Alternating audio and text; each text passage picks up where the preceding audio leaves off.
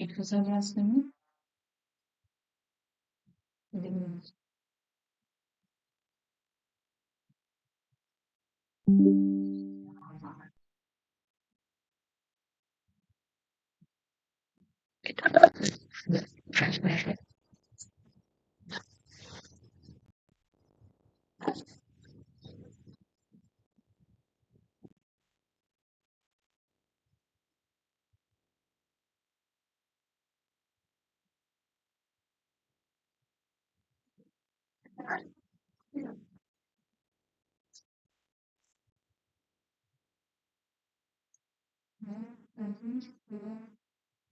Hello everyone. Am I audible?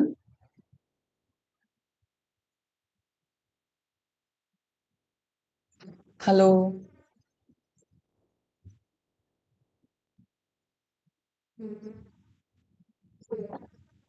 Hello. সকলোৱে শুনি পাইছেনে?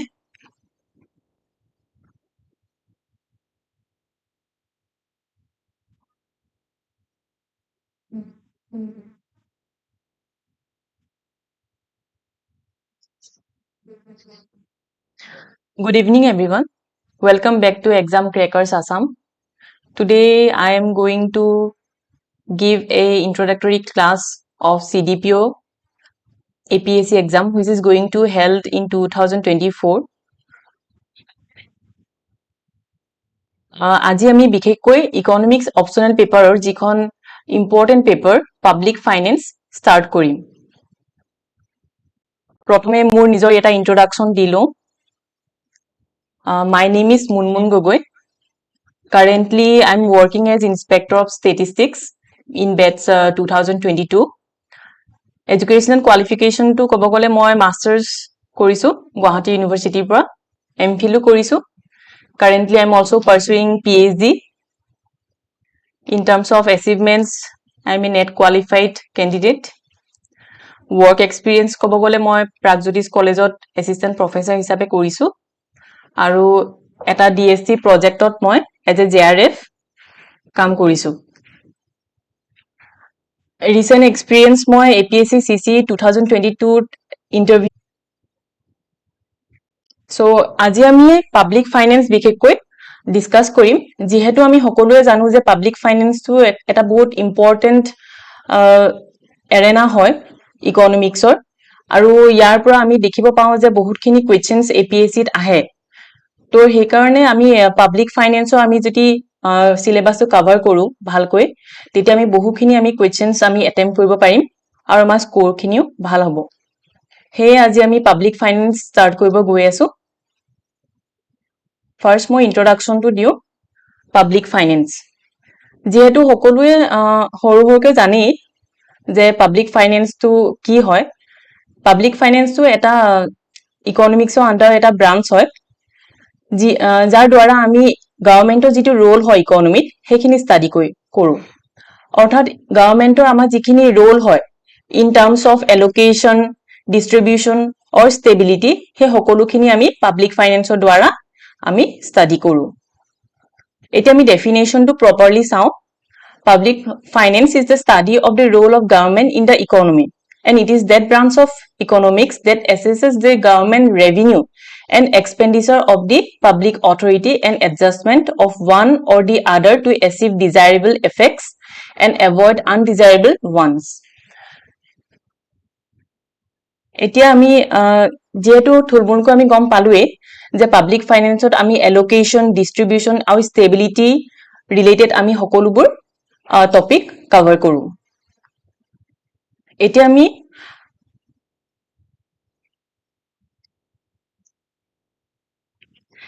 আমি চাও যে পাব্লিক ফাইনেন্সৰ আমাৰ নেচাৰবোৰ কি হয়।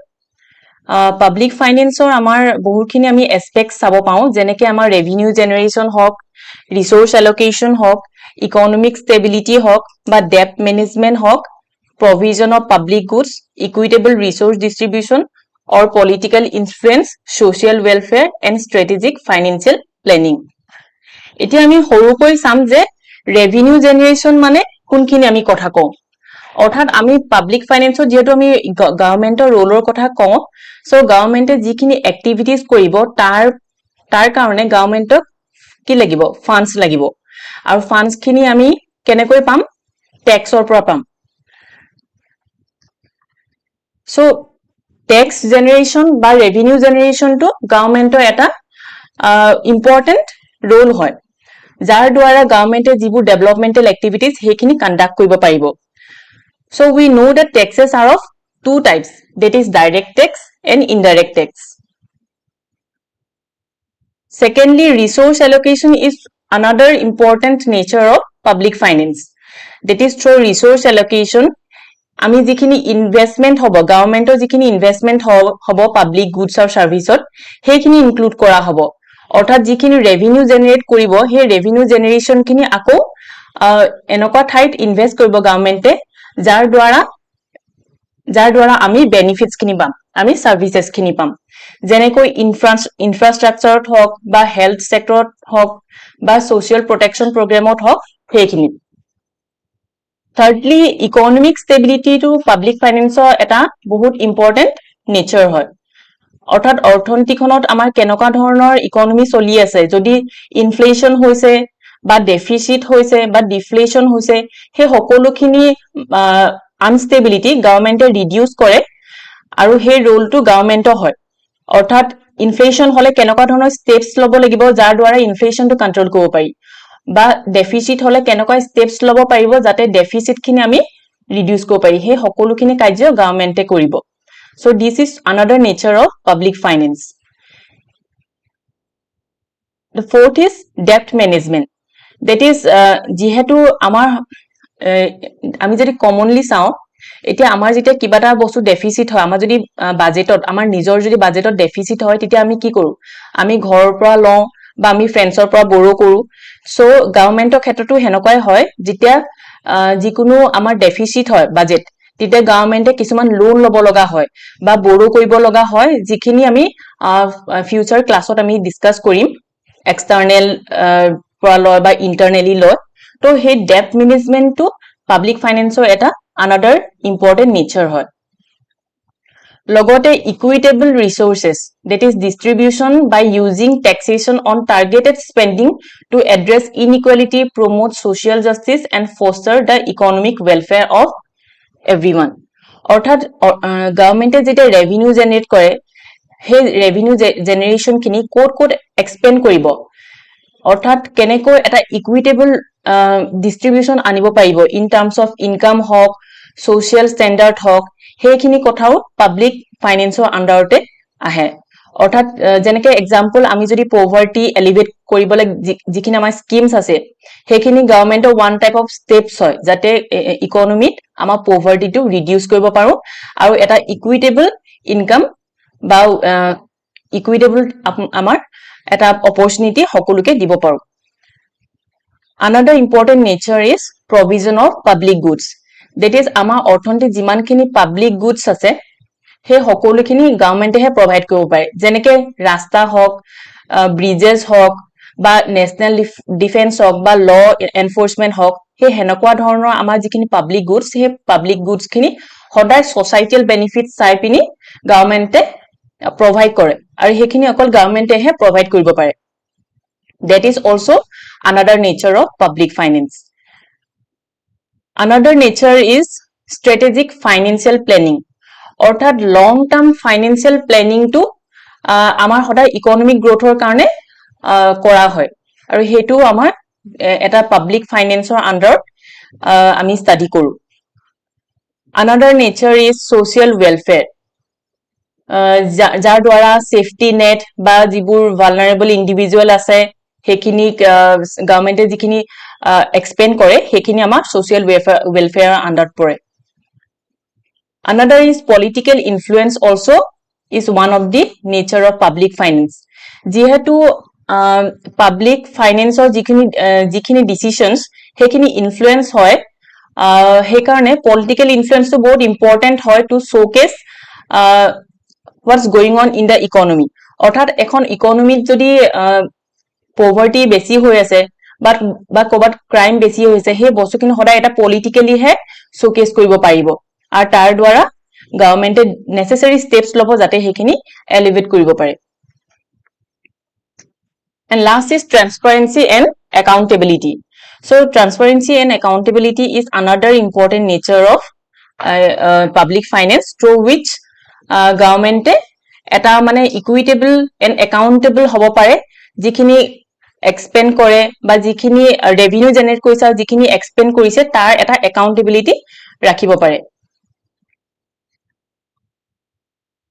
now এইখিনিলৈ সকলোৱে বুজি পাইছে না অলপ আপোনালোকে যদি কিবা বুজি পোৱা নাই কাইন্ডলি কমেন্ট সেকশনত জনাব কিবা যদি থাকি গৈছে Actually মই এটো ক্লাছত অলপ আপোনালোকক ডেসক্ৰিপটিভলি বুজাবলৈ চেষ্টা কৰিছো যেহেতু আমি দেখিব পাও যে আজিকালি APSC যিকোনো কোৱেশ্চনস কেতিয়াও ডাইৰেক্টলি নাহে আৰু সেই কাৰণে আমি সকলো বস্তু বুজি পাই পিনিহে কোৱেশ্চনস বু এটেম্প কৰিব লাগিব আমি লাষ্ট এটো সেশনৰ আমি লাষ্টত আমি MCQ কিছুমান ডিসকাস কৰিম আৰু তাত আমি দেখিব পাম যে কেনেকে কোৱেশ্চনস বুৰ এনেকুৱাকে দিয়ে যে we think that all of the options are correct therefore it is very necessary that we understand everything very well so that we can attempt every questions without fail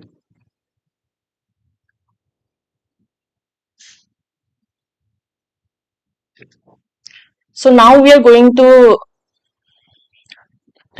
discuss about public finance and private finance public finance যেহেতু এতিয়া আমি মই বুজালোৱে just এতিয়া এটা কথা আমি important হয় যে পাবলিক ফাইনান্স আৰু প্ৰাইভেট ফাইনান্স দুটা বেলেগ বস্তু অৰ্থাৎ পাবলিক ফাইনান্স টু আমি যেহেতু কৈছো it is the role of the government while private finance ত আমি সদায় এটা private perspective of study কৰো ইয়াত লিখাই আছে যে public finance it refers to the study of government's revenue and expenditure activities যেনেকে আমি এতিয়া যেনেকে মই এতিয়া বুজালো যে ট্যাক্স হক ডেপ্ট হক বাজেট হক এই কম্পোনেন্টস খিনি এটা পাবলিক ফাইনান্সৰ আন্ডাৰ এৰেনাত পৰে কিন্তু প্ৰাইভেট ফাইনান্সত আমি ৰেভিনিউ এণ্ড এক্সপেন্ডিচাৰ বু ডিল কৰো only of individuals or of companies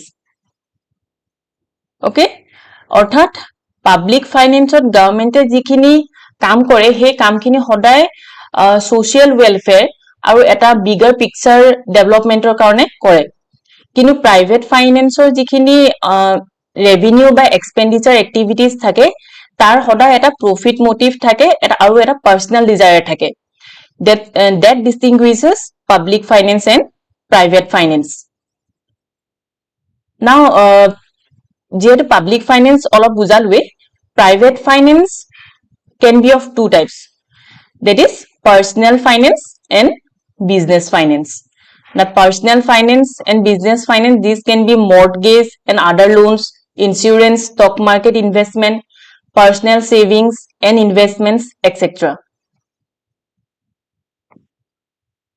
okay so now let us come to the next topic that is the source of public revenue যেহেতু মই বুজালো যে পাবলিক ফাইনান্সৰ এটা ইম্পৰ্টেন্ট টাস্ক হয় ৰেভিনিউ জেনাৰেশন because government যিকোনো কাম কৰিবলৈ টকা লাগিব আৰু সেই টকাটো কেনেকে জেনাৰেট হ'ব সেই ৰেভিনিউ খিনি আমাৰ দুটা সোৰ্সৰ পৰা আহিব that is tax revenue and non tax revenue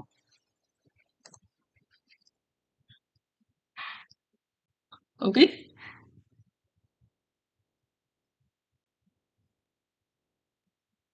so increasing activities of the government are the causes of increasing public expenditure অৰ্থাৎ গভৰ্নমেন্টে যিমানে এক্সপেন্ডিচাৰ এক্টিভিটিজ ইনক্ৰিজ কৰি গৈ থাকিব তাৰ দ্বাৰা পাবলিক এক্সপেন্ডিচাৰো বাঢ়ি গৈ থাকিব আৰু সেই কাৰণে আমাৰ পাবলিক ৰেভিনিউ জেনাৰেশনটো বেছি হ'ব লাগিব নহলৈ কি হ'ব এটা ডেফিসিট ফাইনান্সিংত এটা ডেফিসিট ক্ৰিয়েট হ'ব ওকে সো এতিয়া আমি elaborately discuss কৰিম what is tax revenue and what is non tax revenue now tax revenue সকলোৱে চাগে অলপ জানাই tax revenue are compulsory payment to government without expectation of direct return or benefit to taxpayers And taxation is the powerful instrumentation in the hands of the government for transferring purchasing power from individual to government. অৰ্থাৎ tax is a compulsory payment. অৰ্থাৎ যেতিয়া government tax impose কৰিব, we are liable to pay the taxes, and we should pay the taxes because as a citizen of India, we have to pay tax so that the government can meet those expenditures which are meant for the greater welfare of the society. Okay, so tax revenue aim to ki hoy, যেহেতু জানো যে revenue reduce inequality of income and wealth. অৰ্থাৎ আমাৰ গভৰ্নমেন্টে যিখিনি spending কৰে সেইখিনি directly অৰ indirectly সদায় income আৰু ওয়েলথৰ ইনইকুৱেলিটি যেটো আছে আমাৰ সোসাইটিত সেইখিনি ৰিডিউস কৰিবলৈ এডপ্ট কৰা হয়. And also to provide incentive for capital formation in the private society. যেহেতু আজিকালি PPT মডেলটো আমি পঢ়িছোৱে, so তাৰ দ্বাৰা আমি কি হৈছে অকল পাবলিক হলেও নহয় আৰু অকল পাবলিক সেক্টৰো যদি ইমপ্ৰুভ হয় আৰু যদি প্ৰাইভেট সেক্টৰ ইমপ্ৰুভ নহয় তেতিয়াও ইকোনমিখন ডেভেলপ কৰিব নোৱাৰে, আৰু যদি অকল প্ৰাইভেটাইজ হৈ যায় তেতিয়াও কিছুমান প্ৰবলেম আমি দেখিবলৈ পোৱা যাব. সেই কাৰণে এটা কম্বাইন্ড আমাৰ ইকোনমি, যেহেতু আমাৰ ইন্ডিয়া এখন মিক্স ইকোনমি হয়, that is public and private sector both work interdependently so that the economy can develop. Therefore government etu eta aim hoy je tax jikhini tax eta aim hoy je in order to provide incentive for capital formation in the private sector.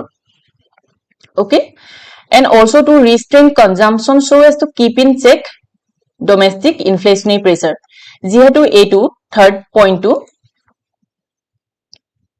check domestic inflationary pressure এটু এটা stabilizing policy হয় গভৰ্নমেন্টৰ.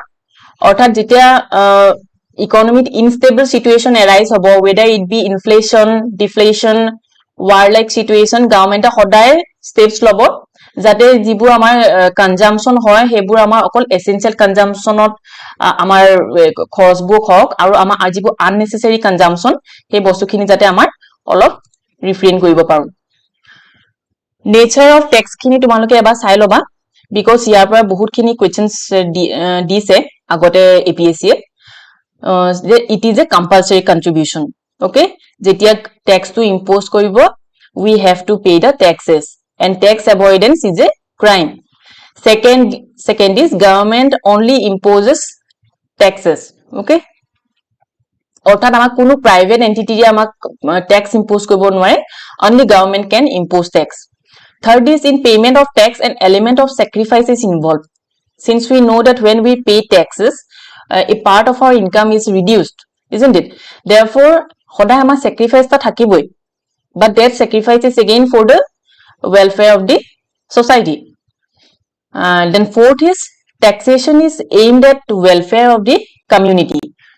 যেহেতু এতিয়ালৈকে মই কলো যে ট্যাক্সটো সদায় welfare পাৰপজৰ কাৰণে কালেক্ট কৰা হয়. Fifth is the benefit may not be proportional to tax paid. অৰ্থাৎ কথাটো এনেকুৱা হৈছে, এতিয়া সাপোজ এখন সোসাইটিত বিভিন্ন ধৰণৰ মানুহ থাকে, middle income, low income, poorer, rich section, isn't it? কিন্তু সকলোৰে আমাৰ problems খিনি বেলেগ বেলেগ হয়, কিন্তু গভৰ্নমেন্টে এজ এ হোল problems খিনি চাব লাগিব. আৰু ডেভেলপমেন্টটো তেতিয়াই হ'ব যেতিয়া আমি poorer section of the society আমি তেওঁলোকৰ যিখিনি vicious circle of poverty হয় সেই পভাৰ্টিটোৰ পৰা আমি যেতিয়া তেওঁলোকক ৰিট্ৰাইভ কৰিব পাৰিম. That's why আমি যেতিয়া ট্যাক্স টো পে কৰো তেতিয়া সেই ৰেভিনিউ যেটো জেনাৰেট হয় সেই ৰেভিনিউ জেনাৰেশন টো গভৰ্নমেন্টে এনেকুৱা কিছুমান স্কিমছত লগাব বা এনেকুৱা কিছুমান ডেভেলপমেন্টাল এক্টিভিটিজত লগাব যিখিনি দ্বাৰা সকলোৰে কল্যাণ হওক. অৰ্থাৎ সকলোৱে যাতে সেই বস্তুখিনি যিখিনি পুৱাৰ সেকশন পিপল হয় সেইখিনি যাতে বেছিকৈ হেতু অনুভৱ কৰিবলৈ সুযোগ পায়, যাৰ দ্বাৰা পুৱাৰ সেকশন পিপলে বেসিক যিখিনি এমিনিটিজ হয় যেনেকৈ হেলথ হওক, এডুকেশন হওক, সেই সকলোখিনি উপভোগ কৰিবলৈ সক্ষম হয়. And sixth is tax is a legal collection. Okay, Now, on the basis of this, there are various types of tax as we know, and they are listed under 3 heads. Ekhini tumalake monot rakhiba. First type can be titled, can be of income and expenditure, which are included as income tax, corporate tax, etc. The second is tax on property and capital transaction. Jikhini kami state duty, tax on wealth, gift tax buli kong. Our thirdly, ami tax on commodity and services cover kora hoy. Jikhini kami excise duty, custom duty, sales tax, service tax buli kong. Aru a tax khini underote ami tax khini duta type of tax ot classify kong. First is direct tax.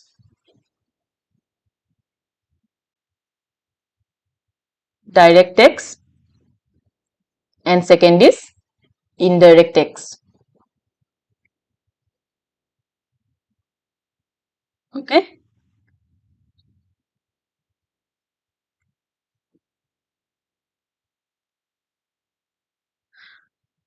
So direct tax aru indirect tax ot ei hokolu khini ami tax or types khini ami direct tax aru indirect tax ot ami reclassify koribo paru.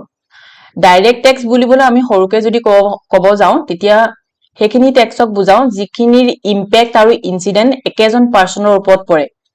Kintu indirect tax ot ki hoy impact aru incidents ekejon person or upot nopore. Etia ekhini ami bhalkoi elaborately sam. Tar agot moi thulmul koi non tax revenue to bujai lo.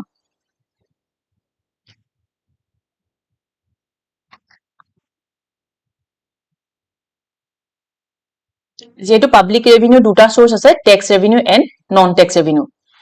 This is a tax revenue which I have just covered. Now let us move to the non tax revenue. This non tax revenue includes revenue from government or public undertaking, revenue from social services like education, hospitals, revenue from loan or debt services. অর্থাৎ যিখিনি revenue আমাৰ social service যেনেকে আমাৰ education হক, hospitals হক বা আমি যিখিনি government যিখিনি loan লৈছে সেইখিনিৰ পৰা যিখিনি revenue generate হয় সেইখিনি non tax revenue include কৰা হয়। যেহেতু আমি জানো যে আমি এতিয়া আমি যেতে স্কুল লৈ যাও বা কলেজলৈ যাও আমি সদায় এটা মিনিমাম ফিজ দিব লাগে আৰু হস্পিটেললৈ গলো আমি গভৰ্নমেন্টৰ এটা মিনিমাম ফিজ দিব লাগে। তো সেই ৰেভিনিউ এডুকেশন আৰু হস্পিটেলস এনেকুৱা ইনষ্টিটিউচনৰ পৰা আমাৰ জেনাৰেট হয়। তাৰ লগতে গভৰ্নমেন্টে কিছুমান ইনষ্টিটিউচনক যেটা লোন দিয়ে লোনৰ পৰা ইন্টাৰেষ্টটো জেনাৰেট হয় আৰু লোনৰ পৰাও আমাৰ এটা ৰেভিনিউ জেনাৰেট হয়। So aggregatively the revenue that is generated from services like social services like education and hospitals and from loans or debts are included in the non-tax revenue. Okay. So to sum up, non-tax revenue consists of interest receipts, dividends and profits, fiscal services and others.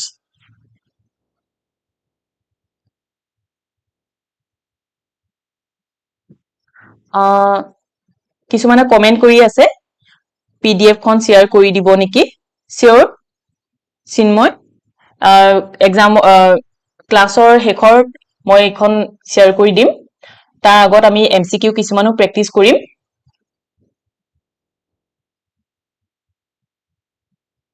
Okay, now let us move to the next topic, that is canon of taxation. Okay, now canon of taxation or iman tumalke besi sabo nalage jihetu descriptive paper nohoy objective paper he karone tumalke kintu kisuman specifically points memorize kori loba। canon of taxation jitu Adam Smith or jitu canon of taxation itu bahut important hoy। yar sarita canon ase jar basisot mane taxation to impose kora hoy। okay, so ami olop buji lo, the government requires fund for performance of its various functions. These funds are raised through tax and non-tax sources of revenue. imposing taxes of income on income, property and commodity etc. raises tax revenue. In fact, tax is a major source of revenue to government, and according to Adam Smith, a tax is a contribution from the citizen for the support of the government. Okay. Now, while framing the tax policy, the government should consider not only its financial need but also the taxable capacity of the community. Besides above, government has to consider some other principles like equality, simplicity, convenience, etc. Okay, so these principles are called canons of taxation. অৰ্থাৎ গভৰ্ণমেণ্টে যেতিয়া tax এটা impose কৰিব, সেই টেক্সটো randomly impose নকৰে। সেই টেক্সটো impose কৰাৰ আগত কিছুমান প্ৰিন্সিপলছ আছে যিখিনি ফুলফিল হ'ব লাগিব prior to imposing of taxes, আৰু সেই কাৰণে সেই কিছুমান প্ৰিন্সিপলছক আমি canon of taxation বুলি কওঁ। কিন্তু specifically I am bringing out canon of taxation by Adam Smith. Why? Because this is a very famous canon of taxation that were advocated by Adam Smith. আৰু এটো প্ৰায় আমাৰ এক্সামত আহে, সেই কাৰণে এই চাৰিটা তোমালোকে মনত ৰাখি লবা যাতে এক্সামত কেতিয়াবা কোৱেশ্চনছ বু এনেকৈ দিয়ে যে which of the following are not included in the canon of taxation by Adam Smith, হেনকৈ দি দিলে তোমালোকে যেটো অড হয় হেতু তোমালোকে easily ৰিজেক্ট কৰিব পাৰিবা। So these are the four canons, that is canon of equality, canon of certainty, canon of convenience and canon of economy. Okay, so these are the four canons of taxation which were advocated by Adam Smith.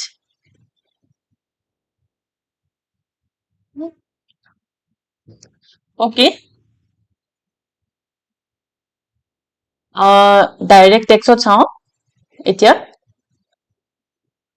মোক বহুতে comment কৰি আছে, নিশ্চয় comment খিনি মই reply দিম। First let us complete the session. Okay, so now let us move to the direct tax. A direct tax যেহেতু মই কৈছিলো যে elaborately পঢ়িব লাগিব আমি এইখিনি বস্তু। A direct tax is the tax that is paid by the person on whom it is levied. Okay, so মই তোমালোকক সহজভাৱে বুজাই দিছো ডাইৰেক্ট টেক্স হেতু টেক্স যেটো টেক্স যেটা গভৰ্ণমেণ্টে এজন পাৰ্সনত ইম্পোজ কৰিব, সেই পাৰ্সন জনে সেই টেক্সটো পে কৰিব লাগিব। ফৰ এক্সাম্পল, এজন ব্যক্তিৰ ওপৰত যদি ইনকাম টেক্স ইম্পোজ কৰে তেতিয়া সেই ব্যক্তিজনে সেই ইনকাম টেক্সটো পে কৰিব লাগিব। বা কৰ্পোৰেট টেক্স, যদি এটা কোম্পানীৰ ওপৰত যদি গভৰ্ণমেণ্টে কৰ্পোৰেট টেক্স ইম্পোজ কৰে, সেই কোম্পানীটোৱে সেই কৰ্পোৰেট টেক্সটো ইম্পোজ কৰিব লাগিব, সৰি পে কৰিব লাগিব। অৰ্থাৎ যেটা ডাইৰেক্ট টেক্সৰ কথা কওঁ তেতিয়া যেটো ইম্প্যাক্ট হয়। Okay, there are two concepts when it comes to taxes, that is impact and incidence. Okay, impact বুলিবলে আমি ফার্স্ট পারসন জনৰ কথা কওঁ, অৰ্থাৎ যিজনৰ ওপৰত টেক্সটো ইম্পোজ কৰিছে। যদি মোৰ ওপৰত টেক্সটো ইম্পোজ কৰে, it means the impact of tax is falling upon me, and the incidence of tax is the person who pays the tax. Okay, who bears the tax, অৰ্থাৎ যোনে টেক্সৰ sacrifice to bear কৰিলে। অৰ্থাৎ মই যদি টেক্সটো pay কৰি দিও, it means the impact and the incidence will fall upon me. Okay, but that is the opposite in case of indirect tax. Okay, let us come to indirect tax first.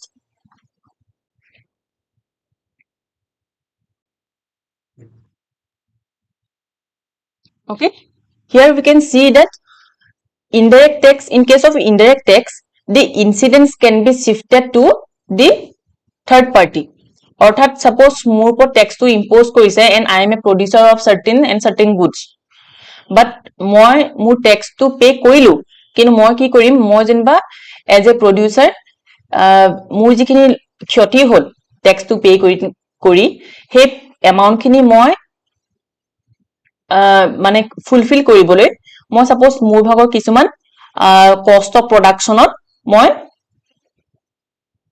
দামটো সৰি তেতিয়া মই suppose মই মোৰ বস্তুখিনি দামটো বহাই দিলো, তেতিয়া কি হ'ব, মই টেক্সটো যদিও মই পে কৰিলো কিন্তু মোৰ পইচাটো আকৌ কনজিউমাৰৰ পৰা উঠাই ললো, isn't it? That's why মই যদিও tax to pay কৰিলো impact is on me but incident to মই কাৰোবাৰ বেলেগলৈ এজন third party ওচৰলৈ মই পঠিয়াই দিছো so that is indirect tax okay so what is direct and indirect tax direct tax is that tax in which the impact and incidence falls upon the same person but indirect tax is that tax where the impact and incident does not falls on the same person okay now let us come back to direct tax now there are certain merits and demerits of direct tax first ami merits khini sai lo these are important okay tar tumalke jodio dekhisa je অলপ বেছি দীঘল হৈছে তথাপিও তোমালকে অলপ মনত ৰাখি লবা কাৰণ বহুত খিনি পেপাৰত আমি দেখিছো যে এইখিনি বস্তুৱে ঘুৰাই পকাই মানে APSC এ বেলেগ বেলেগ ধৰণে কোৱেশ্চনছ বোৰ সেট কৰিছে okay first merit is that it ensures the principle of ability to pay that is direct taxes are based on the principle of ability to pay they fall more heavily on rich than the poor অৰ্থাৎ আমি জানো যে direct ট্যাক্সৰ example কেনকা হ'ব income tax wealth tax isn't it corporate tax so those tax are imposed on the basis of the income of that person that is why here the principle of ability to pay is applied অৰ্থাৎ যিজন মানুহে বেছিকৈ pay কৰিব পাৰে যাৰ income বেছি তেওঁ বেছিকৈ পে কৰিব লাগিব isn't it that's why he or she have to pay more than the person who earns less than him or her okay now second is reduces the social and economic inequality that is direct tax reduces a disparity in the distribution of income and wealth by adopting progressive tax system so hetu hoda mon rakhiba direct tax or jitu tax system hoy hetu progressive tax system buli kowa hoy অর্থাৎ কেবাটাও আছে progressive regressive হেখিনি আমি next class ত discuss কৰিম এটো মনত ৰাখি লবা direct tax to progressive tax system upon based হয় okay third is certainty means in direct tax the payment time of payment mode of payment the amounts to be paid etc are made clear both the taxpayer and the government knows the amounts to be paid and the government can estimate the revenue from these taxes so direct tax so amar aru eta quality ase hetu hoise direct tax are certain in nature অর্থাৎ direct tax তো যেহেতু গভর্নমেন্টে আগতে মানে pre determine কৰি লব পাৰে so এজন tax পেয়াৰে কিমান ট্যাক্স পে কৰিব পাৰিব আৰু সেই হিচাপে গভৰ্নমেন্টক কিমান ৰেভিনিউ জেনাৰেট হ'ব সেই বস্তুখিনি আগতীয়াকৈ গভৰ্নমেন্টে ক্যালকুলেট কৰিব পাৰে আৰু সেই কাৰণে ডাইৰেক্ট ট্যাক্স তো সার্টেন ট্যাক্স বুলি কয় because you can predetermine it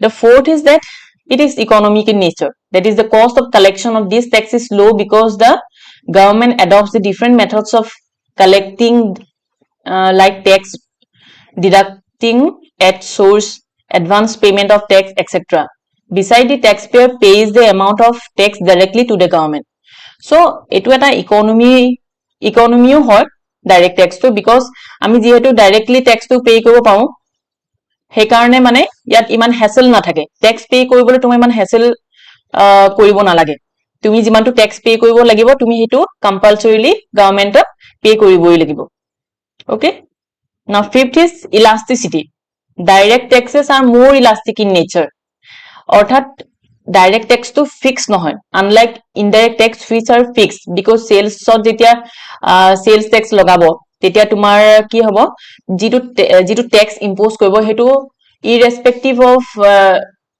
any irrespective of the section of the society everyone has to pay the same amount of tax but in case of direct tax it is more elastic because when the income of the person increases tax revenue also increases isn't it hetu karone government direct tax to মানে এটা elastic হয় কারণ এখন অৰ্থনীতিৰ উন্নতি বা অবনতি এখিনি চাই পিনি গভৰ্নমেন্টে ট্যাক্স টু আপ ডাউন কৰিব পাৰে দে আৰ মোৰ ইলাস্টিক সাপোজ তোমাৰ গম পাইছে যে war situation বা flood situation এনেকুৱা কিবা হ'ব লগা গৈ আছে তেতিয়া government can raise its revenue by increasing the tax rate without affecting the poor okay আৰু যেহেতু আমি জানো যে these are progressive in nature, definitely the richer section of the society will pay more than the poorer section of the society. আৰু এটা important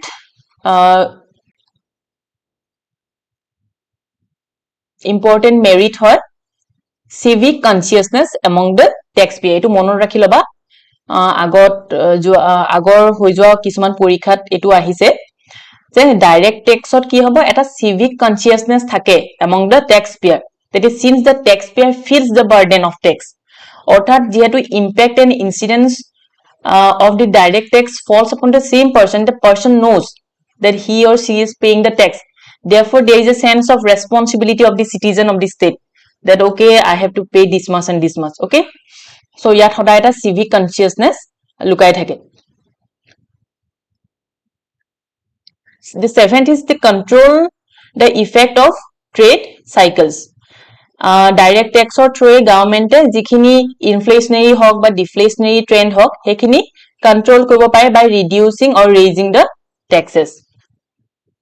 Okay, এইখিনি আমি elaborately কিছুমান বেলেগ ক্লাছত cover কৰিম since public finance is a very vast arena. Okay, inflation deflation বুলি ক'ব গলেও আমি বহুতখিনি tax related controlling measures আছে যিখিনি আমি বেলেগ ক্লাছত আমি ডিসকাস কৰিম.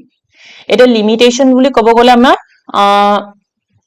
এটা হয় যে these are arbitrary in nature, কাৰণ আমি ability of paying tax to measure কৰিবলৈ বহুত অসুবিধা হয় actually. গভৰ্নমেন্টে যেটো মেজাৰ কৰে ability to pay tax on the basis of which the taxes are imposed, হেতু difficult হয়.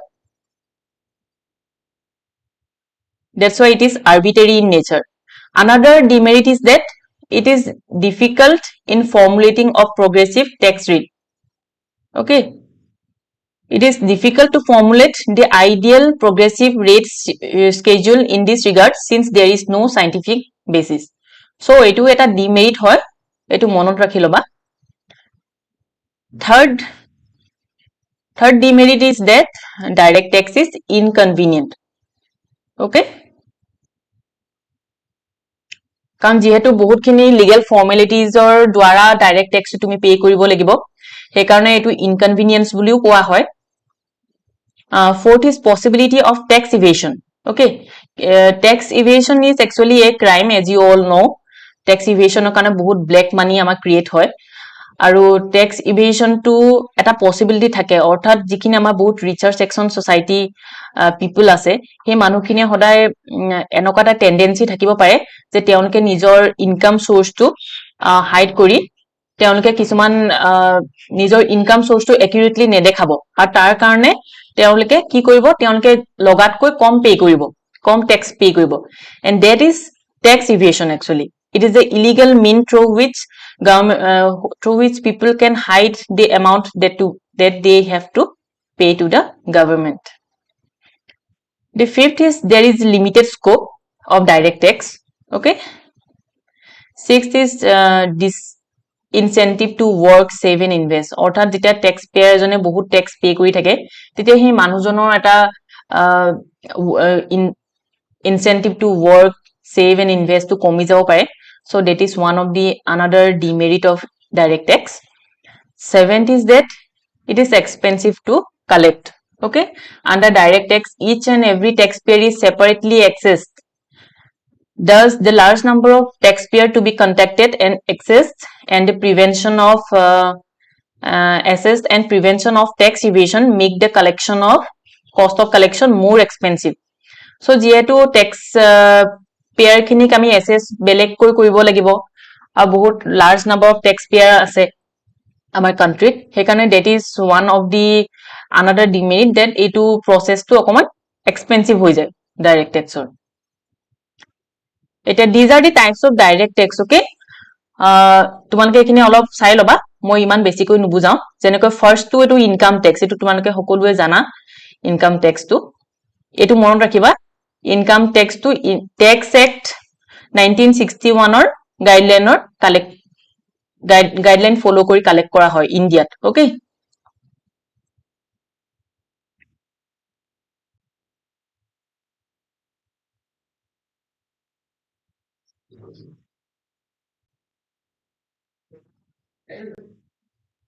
আৰু যদি সুধে কেতিয়াবা যে who first imposed direct income tax in India, so the answer is Sir James William, who is also known as father of indirect tax, in 1860. Okay, James Wilson in 1860. Now second type of direct tax, corporate tax, etu monot rakhi loba. Capital gain tax. So অলপ থুলমুলকে তোমালোকে মনত ৰাখি লবা যিহেতু ইমান ডেসক্ৰিপটিভ question নহয়, objective হয়, তো তোমালোকে what is corporate tax, what is capital gain tax, what are security transaction tax, এখিনি অলপ ছুটি কৈ তোমালোকে মনত ৰাখি লবা। আৰু যদি কিছুমান টেক্সৰ যদি স্পেসিফিক কিছুমান ইয়াৰ আছে যিখিনি মনত ৰাখিব লগিয়া সেইখিনি তোমালোকে মনত ৰাখি লবা। Okay, now this is also another important indirect tax, that is wealth tax. Etu mone rakhiba. It was first introduced in India in 1957. Okay, but it is now abolished in 2015.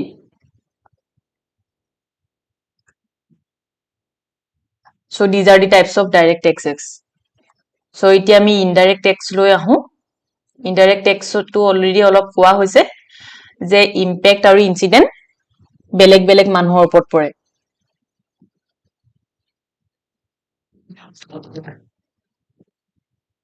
Okay,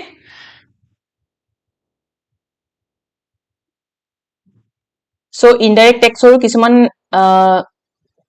merit আছে যেনেকৈ it is convenient. Okay, as compared to direct tax, indirect tax is relatively convenient,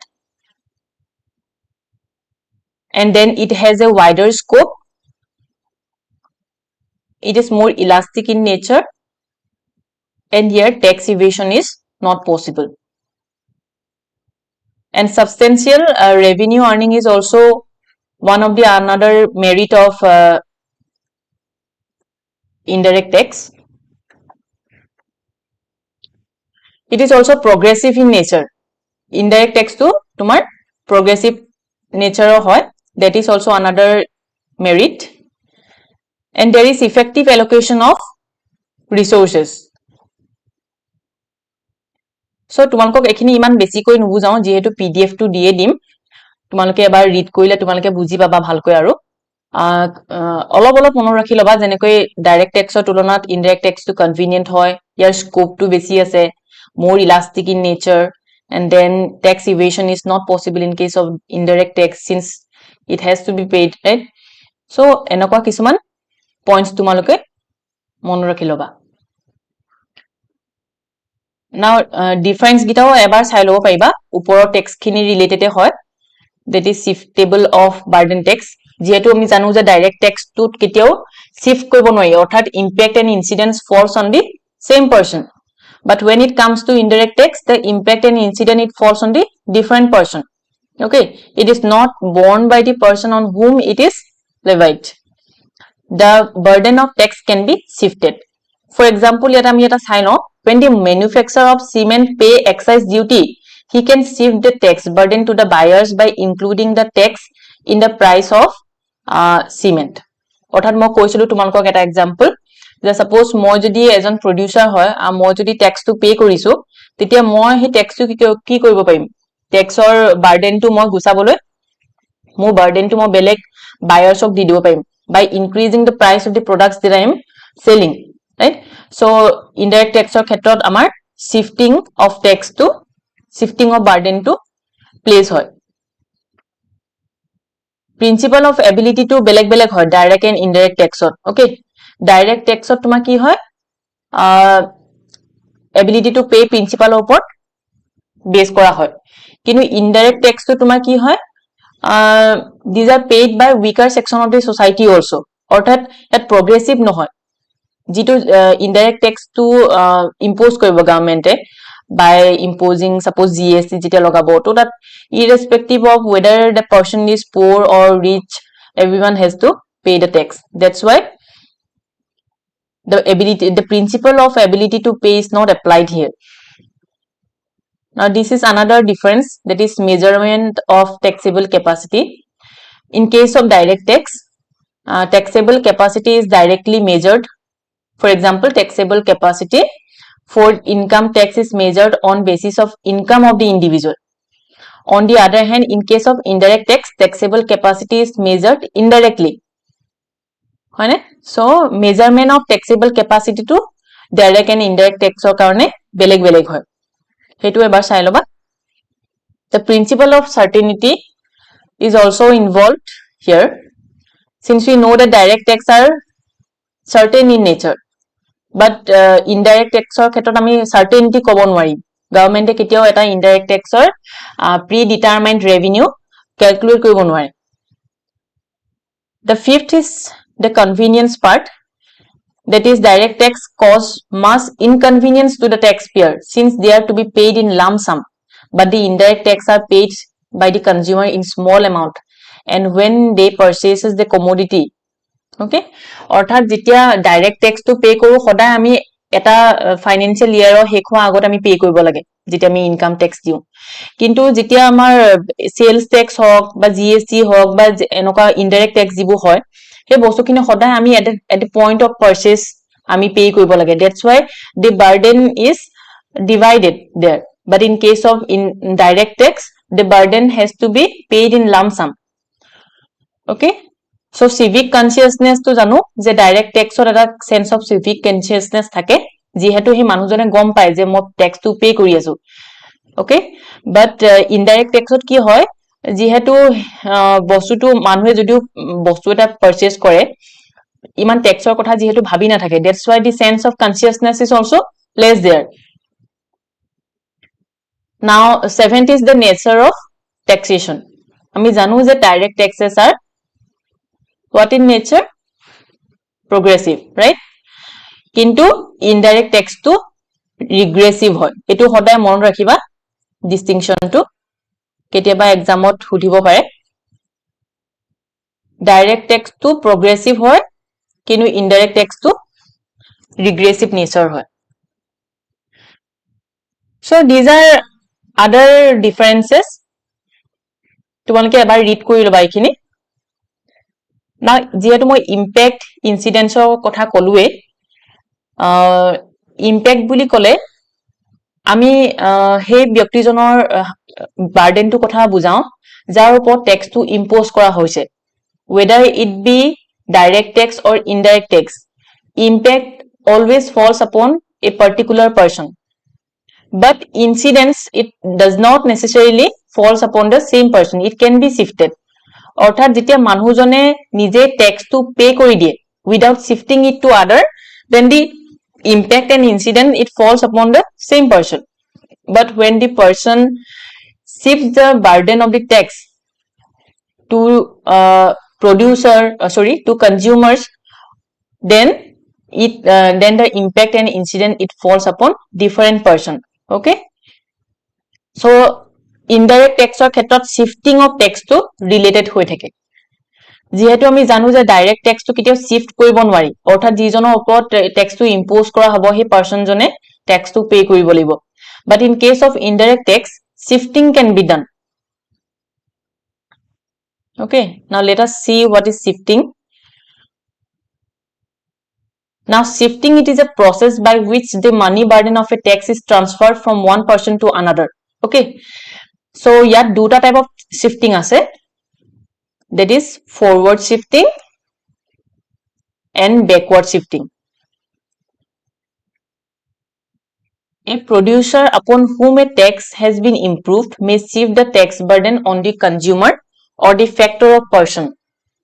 অর্থাৎ এজন producer উপর suppose tax এটা impose করিলে, so he producer জনে দুটা option আছে, either he can shift the burden to the producer, either he can shift the burden to the consumer, which is known as forward shifting, or he can shift the burden to the factors of production, okay, which is known as backward shifting. Now forward shifting to ketia kom ami jetia consumer oprot shift kori loy, hetu mon rakhiba consumer buli kole amar taxor khetot hoda eta ki relate hoi thakibo forward shifting. অৰ্থাৎ দামটো বঢ়াই দিলে বস্তুবোৰৰ দামটো বঢ়াই দিলে তেতিয়া কি হ'ব consumer as a consumer we will buy the product and we have to pay more price to buy the product. That's why the burden is shifted to us. But in case of backward shifting, it is shifted to the factors of production, that is the suppliers of raw materials etc. অৰ্থাৎ producer আৰু এটা কাম কৰিব পাৰে হেতু হৈছে তেওঁলোকে যিখিনি factors of production আছে আমি জানো what are the factors of production, that is land, labor, capital, entrepreneur, isn't it? So হেইখিনিৰ ওপৰত যদি এটা burden shift কৰি দিয়ে suppose suppliers of raw materials ওপৰত যদি তোমাৰ price টো যদি কমাই কমকৈ পে কৰে বা লেবাৰৰ যদি কমকৈ পে কৰে factors of production so হেতুৰ দ্বাৰাও এটা তেওঁলোকৰ backward shifting burden create কৰিব পাৰে okay now difference between impact and incident etu already কলো তোমালোকক তথাপিতো এবাৰ তোমালোকে pdf টো চাই লবা now public expenditure to আজি start নকৰো আজি impact and incidents and shifting or লৈ class to complete কৰো আৰু এতিয়া আমি MCQ কিছুমান solve কৰিম কাৰোবা কিছুমান question আছে নি kindly reply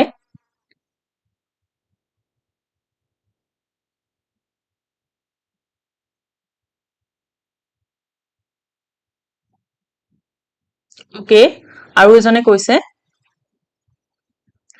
public and private finance to আকৌ এবাৰ কৈ দিব ময়ূৰী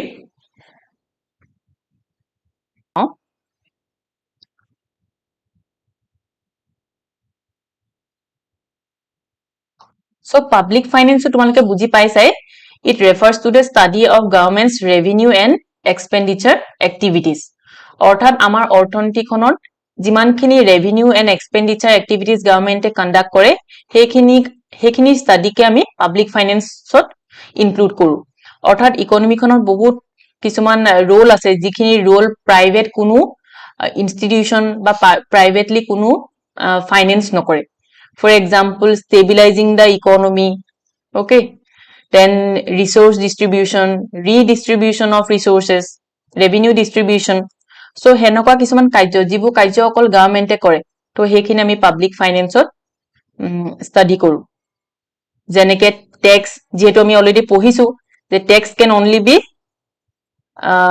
imposed by the government okay হেনেকৈ আমাৰ বাজেট ৰেডি কৰা হয় প্ৰতি বছৰে যাতে আমি ৰেভিনিউ আৰু এক্সপেন্ডিচাৰ এটা আগতিয়াকৈ আমি প্ৰি ডিটাৰমাইন কৰি আমি নিজৰ এক্সপেন্সেস কৰিব পাৰো হেনেকে ডেট ম্যানেজমেন্ট এখিনি সদায় পাবলিক ফাইনান্সৰ আন্ডাৰত পৰে কিন্তু প্ৰাইভেট ফাইনান্সত কি হ'ব যদি এটা গভৰ্নমেন্টে যিকোনো এক্টিভিটি কৰিছে যাৰ দ্বাৰা তাৰ হে কোম্পানীটোৰ নিজৰ এটা পাৰ্সোনাল ডিজায়াৰ ফুলফিল হ'ব বা এটা প্ৰফিট মোটিভ আছে তো হেখিনিকে আমি প্ৰাইভেট ফাইনান্স বুলি কওঁ অৰ্থাৎ যেতিয়া তোমাৰ ষ্টক মাৰ্কেট ইনভেষ্টমেন্ট হেখিনিত তোমাৰ গভৰ্নমেন্টৰ কোনো ৰোল নাথাকে ওকে ষ্টক মাৰ্কেট ইনভেষ্টমেন্ট হওক বা পাৰ্সোনাল সেভিং হওক তোমাৰ নিজৰ পাৰ্সোনাল সেভিং বা ইনভেষ্টমেন্ট এইখিনি বস্তু তুমি কোনো ধৰণৰ সোশ্যাল ওয়েলফেয়াৰ কাৰণে কাম নকৰা হয় না নহয় তো হেখিনি বস্তুত আমি প্ৰাইভেট ফাইনান্স বুলি কওঁ অৰ্থাৎ পাবলিক ফাইনান্সৰ যিখিনি ৰেভিনিউ আৰু এক্সপেন্ডিচাৰ এক্টিভিটিজ আছে হেখিনি সদায় এটা গ্ৰেটাৰ ইম্প্যাক্ট অন দি সোসাইটিৰ কাৰণে কৰা হয় এখন ইকোনমি কেনেকৈ ইমপ্ৰুভ হ'ব হেই ইকোলিভেট কৰিব পাৰিব বা হেই ইকোনমিখনৰ কেনেকৈ ডেভেলপ কৰিব পাৰিব হেনকা কিছুমান অবজেক্টিভ চাই পিনি পাবলিক ফাইনান্স কিনি ৰেভিনিউ এণ্ড এক্সপেন্ডিচাৰ কিনি গভৰ্নমেন্টে কন্ডাক্ট কৰে কিন্তু প্ৰাইভেট ফাইনান্সৰ ক্ষেত্ৰত তোমাৰ নিজৰ ইন্ডিভিজুৱেল expenses বা তোমাৰ নিজৰ ইন্ডিভিজুৱেল সেভিংস ইনভেষ্টমেন্ট বা এটা কোম্পানীৰ নিজৰ সেভিংস ইনভেষ্টমেন্ট লোনস হে বস্তুখিনি সদায় নিজৰ কোম্পানীটোৰ লাভ বা হে ব্যক্তিজনে নিজৰ পাৰ্সোনাল ইমপ্ৰুভমেন্টৰ কাৰণে কন্ডাক্ট কৰে so that is the thing that differentiate public and private finance public finance সদায় এটা গ্ৰেটাৰ ইম্প্যাক্ট অন দি সোসাইটিৰ কাৰণে গভৰ্নমেন্টে কন্ডাক্ট কৰে ৰেভিনিউ এণ্ড এক্সপেন্ডিচাৰ এক্টিভিটিজ বু কিন্তু প্ৰাইভেট ফাইনেন্সৰ যিখিনি revenue and expenditure activities conduct কৰা হয় সেইখিনিৰ আণ্ডাৰত সদায় এটা প্ৰফিট মোটিভ বা এটা পাৰ্চনেল ডিজায়াৰ মিট কৰাৰ এটা সম্ভাৱনা লুকাই থাকে ওকে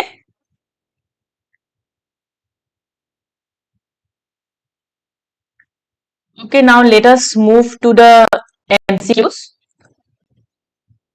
I hope তোমালোকে অলপ বুজি পাইছা যদি বুজি পোৱা নাই কাইন্ডলি কমেন্ট কৰি দিবা নেক্সট সেশনত যাতে মই হেখিনি ক্লিয়াৰ কৰিব পাৰো আৰু পাবলিক ফাইনেন্স টু যেহেতু এটা বহুত ভাস্ট সাবজেক্ট হয় আৰু কোৱেশ্চনছ বোৰ এনেকুৱা কৰি দিয়া হয় যে তোমালোকে অলপ কনফিউজ হবা সেই কাৰণে তোমালোকে পাবলিক ফাইনেন্স টু অলপ ভালকৈ ৰিড কৰিবা বস্তুবোৰ প্ৰ্যাকটিক্যালি ভাবি চাবা যাতে তোমালোকৰ answers কৰোতে questions খিনি attempt কৰোতে কোনো ধৰণৰ ভুল নহয় আৰু নেগেটিভ নাহে okay now let us move to the MCQs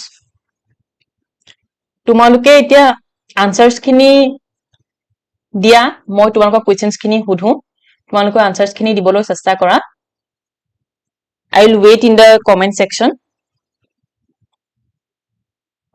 let us start which of the following best defines public finance first option is the study of economics within the private sector the study of the role of government in the economy the study of international trade agreement or the fourth that is the study of consumer behavior in the market very good questions bohote answer dise B yes it is right it is the study of role of government in the economy okay now let us move to the second questions sorry so what is the primary goal of public finance first option is maximizing profit for private corporation second is minimizing government intervention in the economy third is achieving desirable effect and avoiding undesirable ones through government revenue and expenditures and fourth is promoting competition among business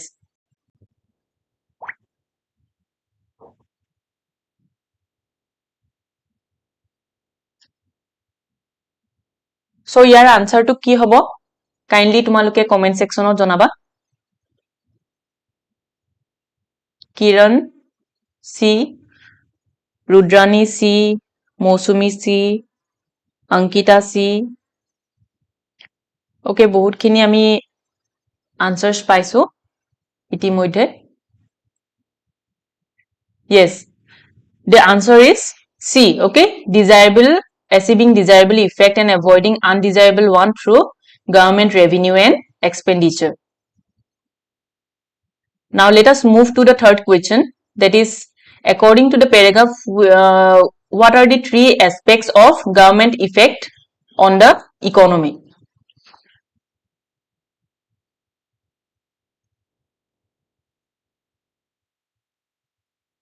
so kuntu government effect on the economy aspect to dekhwai that is efficient allocation of resources distribution of income and economic regulation or the B that is public good provision income redistribution and debt management option C is efficient allocation of available resources income distribution and economic stability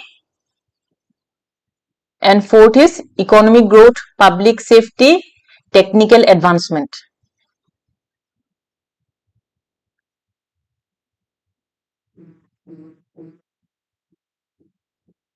answer C ahi ase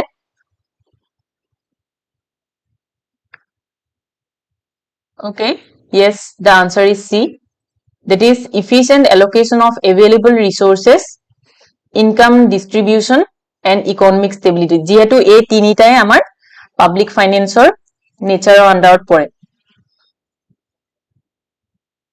now let us move to the fourth question which of the following is not considered a nature of public finance first is revenue generation Second is resource allocation. Third is promotion of private monopolies. And fourth is equitable resource distribution. Kindly answer the question.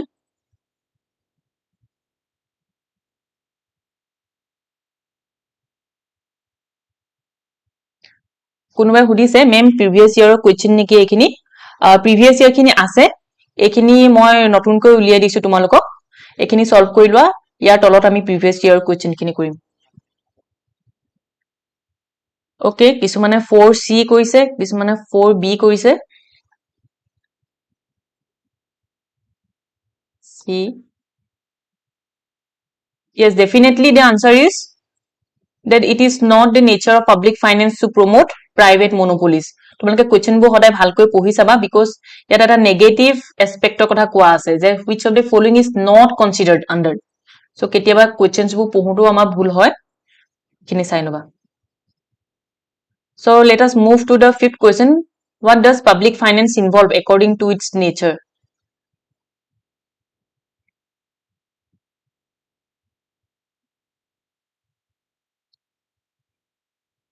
kindly comment section ত তোমালোকে answer খিনি জনাবা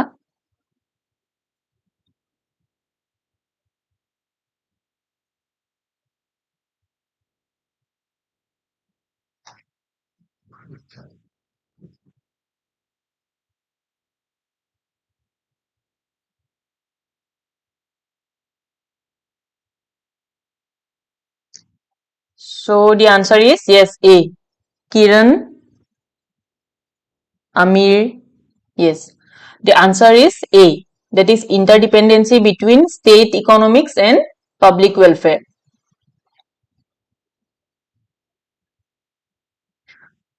six to Samami what is the key distinction between public finance and private finance first is that public finance involves managing funds for individual and company purpose while private finance deals with government revenue and expenditure second is public finance focus on government revenue and expenditure while private finance involve managing funds by individual or companies with a profit motive third is public finance and private finance involve both managing government revenue and expenditure and fourth is public finance refers to personal saving and investment while private finance deals with taxation and debt management kindly answer the question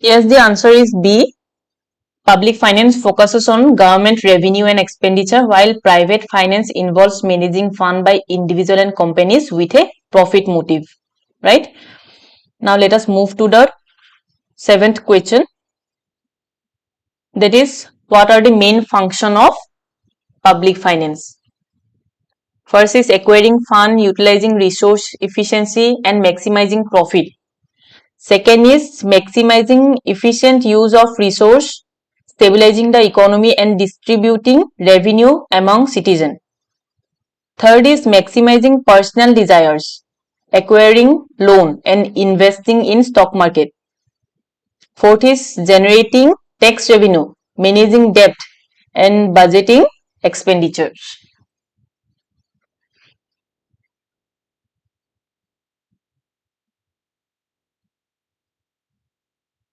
মই public ফাইনেন্সৰ related বহুতখিনি question দিছো যাতে তোমালোকৰ কোনো doubt নাথাকে public ফাইনেন্সৰ related কোৱেশ্চনছ আহিলে কাৰণ বহুতখিনি কেতিয়াবা আমি দেখি পাও যে এপিএসসি কিছুমান কোৱেশ্চনছ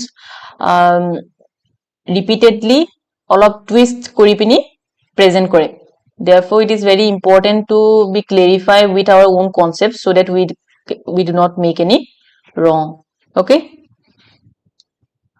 okay কিছুমানে B দিছে answer কিছুমানে D দিছে now let us see what the answer is. It is B. Okay, D নহয় কাৰণ চোৱা generating tax revenue, managing debt, budgeting expenditure to হয়, but main function কি হয়? What is the main function? Okay, main function to is making efficient use of resources, stabilizing the economy. যদি inflation হয়, deflation হয়, কেনেকে government হেতু stabilize কৰিব, and distributing revenue among citizen in the form of different schemes through which we can improve the life of the targeted people. Then let us move to the 8th question. What are the sources of public revenue? Definitely I know that everyone can answer the question. Yes, definitely Mayuri. By the end of the session we will share the PDF with you all.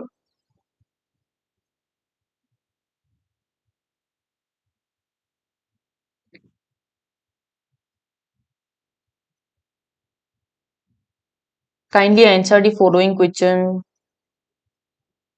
Yes, Rudrani. C. Her answer is C.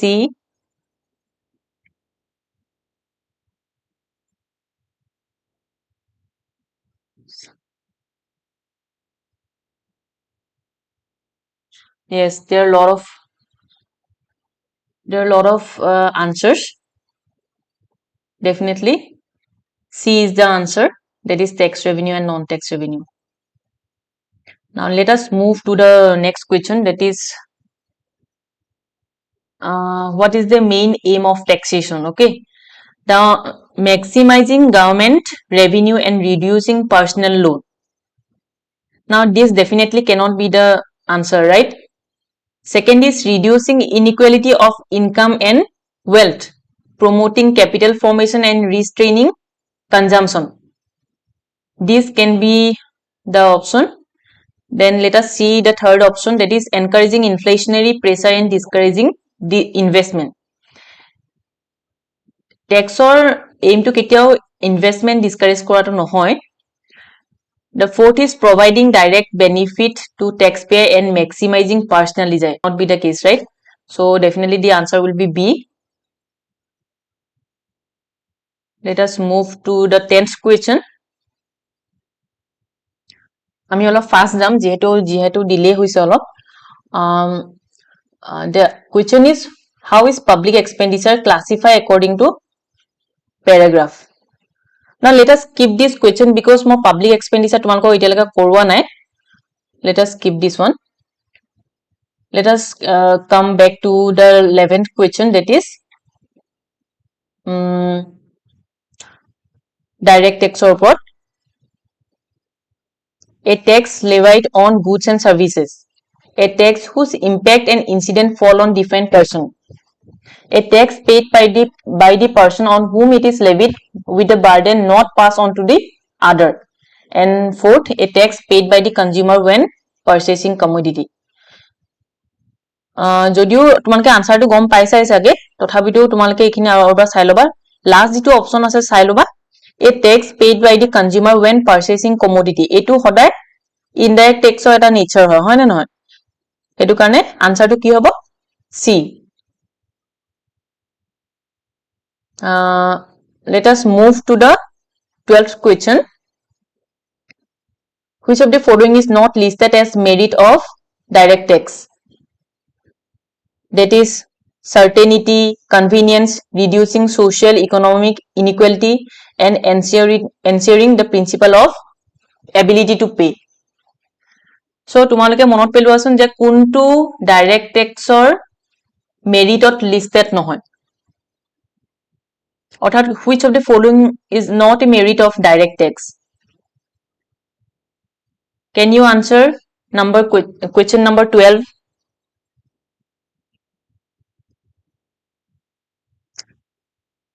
Rudraniya D দিছে.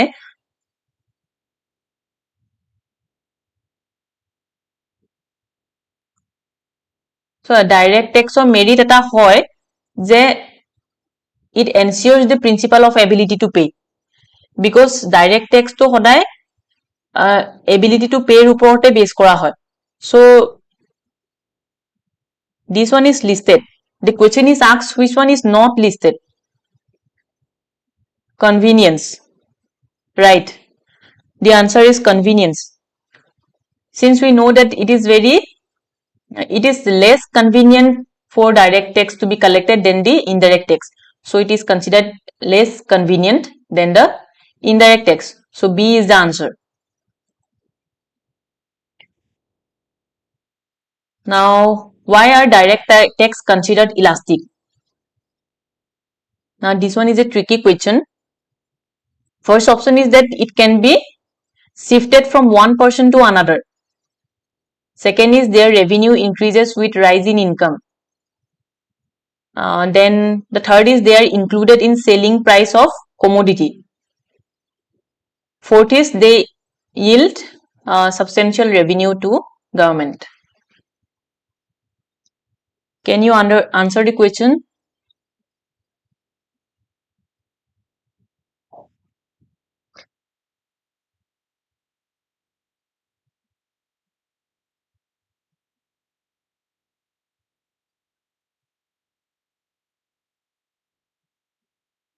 Yes, answer I say B. Their revenue increases with rise in income. Yes, this is the correct answer.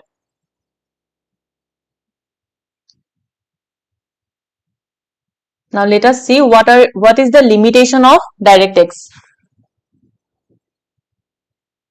Limitation of direct tax. That is, tax evasion is not possible. Direct tax are widely spread among all income level. They have limited scope, particularly in low income countries. And fourth is direct tax discourages consumption of harmful commodity. Tumalkok moi answer to koi disu. The answer is C. That is, they have a limited scope, particularly in low income country. যেহেতু আমি জানো যে direct tax is evasible in case of direct tax evasion is possible. আৰু second to যেটো direct tax are widely spread among all income level, হেতু true নহয়, হেতু limitation নহয়. আৰু D option যেটো direct tax discourages consumption of harmful commodity, হেতু limitation নহয়. The limitation is that they have a limited scope, particularly in low income countries. Okay. Now let us move to the 15th question. That is, how do direct and indirect tax differ in terms of burden of shifting? Now these are the options. Direct tax have the impact and incident falling on different person, while indirect tax are borne by the person on whom they are levied.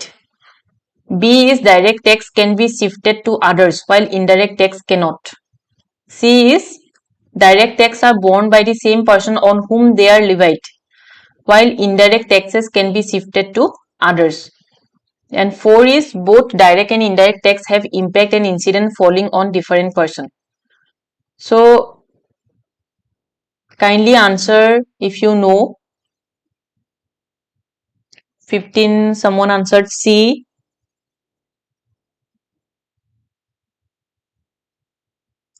Someone asked Mommy Sutia, ma'am explain canon of certainty. Certainty বুলি certainty এটা canon হয়, অর্থাৎ so যেটা tax এটা impose কৰে, so tax tour nature to কেনেকুৱা হয়. We know that there are two types of taxes, isn't it? Direct tax and indirect tax. Direct tax to আমি জানো যে the impact and incident it falls on the same person, and therefore যিজন মানুহৰ ওপৰত impose কৰিব tax to সেই ব্যক্তিজনে pay কৰিবই লাগিব. অৰ্থাৎ যিটো tax impose কৰিব, it cannot be evaded, and there lies certainty. Therefore direct tax to government সদায় calculate কৰিব পাৰে, predetermine কৰিব পাৰে. হেতু কাৰণে canon of certainty এটো বুজায় যে tax to pay কৰাৰ সম্ভাৱনা কিমান আছে, অৰ্থাৎ কিমান certain হয় that this particular kind of tax can be the revenue can be generated from a certain type of taxes. So canon of certainty to eta type of canon hoy through on the basis of which taxable capacity of a person can be of the society can be determined. Okay. Yes, the answer is C. Okay. Direct tax are borne by the same person on whom they are levied, while indirect tax can be shifted to others. Now, I'm sure that you know what is incidence of tax and impact of tax. Kindly answer question number 16.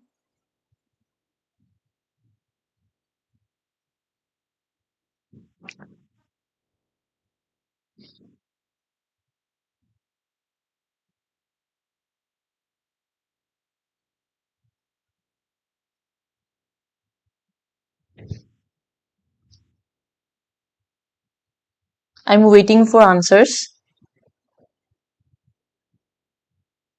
Mommy Sutia, thank you, ma'am. Thank you, Mommy, for asking questions where you have doubt. I'm ready to accept any questions where you have doubt to clarify.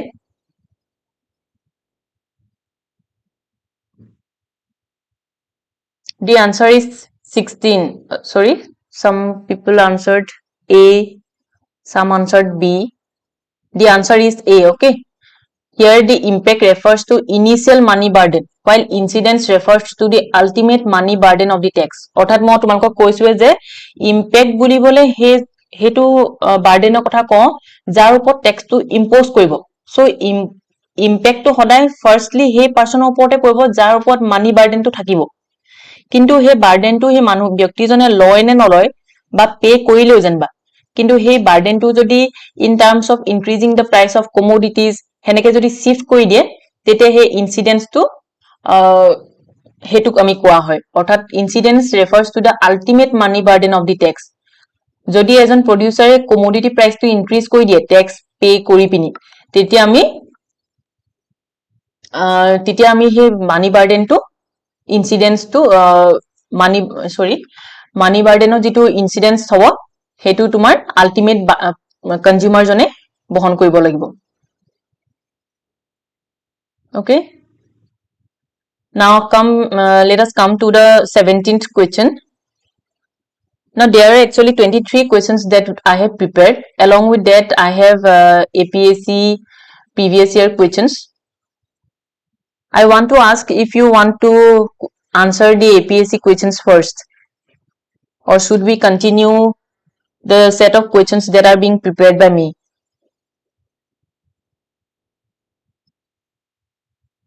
Kindly তোমালোকে আনসাৰটো দিবা। First আমি APSC questions খিনি কৰি লওঁ নে আমি যেনেকে গৈ আছো should we continue in this way?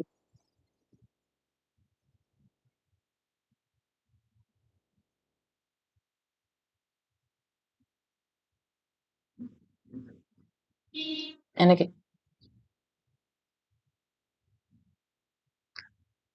Okay. APSC first. Definitely you all are waiting for the previous year questions. Now let us solve the first question.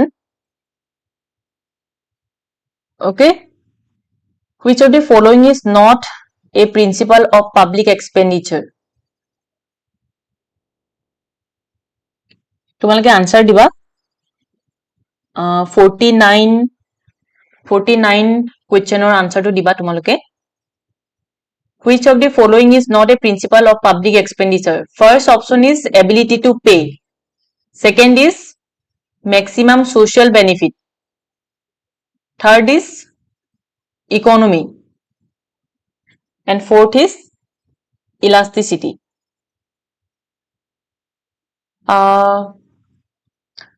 I'm extremely sorry, we are coming to questions related to public expenditure. Since I have not started public expenditure, we have to move to another question.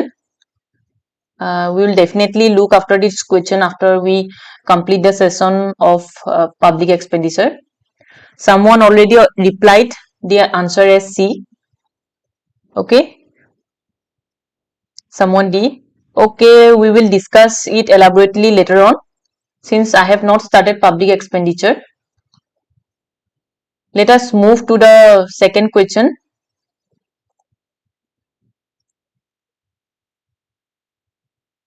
Which of the following statement is true about taxable capacity?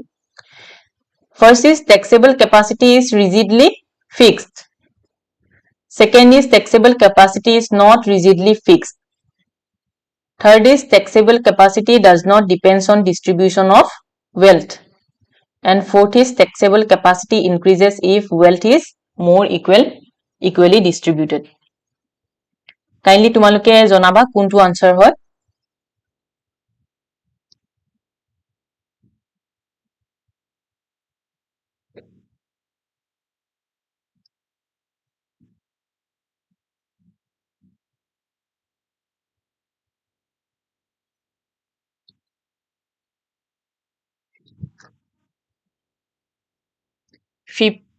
কোনোবাই দিছে 50 answer is D Himasri answered D Kiran D ইয়াত কোৱেশ্চনটো তোমালোকে ভালকে পঢ়িবা which of the following statement is true about taxable capacity